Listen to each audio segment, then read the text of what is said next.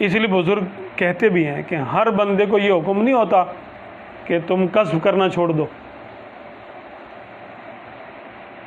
हर सालिक को हुक्म नहीं होता कि तुम घर बैठो, बस अल्लाह देगा ना घर बैठो। अब भाई उसका इतना अकीदा थोड़ी है, तवक्कुल ऐसा थोड़ी है, इसलिए सबको ऐसा हुक्म नहीं होता। किसी किसी को होता भी है कि अब तुमने कमाना नहीं है, बस घर पे बैठो, बस अल्लाह देखो वो तुम्हें कैसे देता है।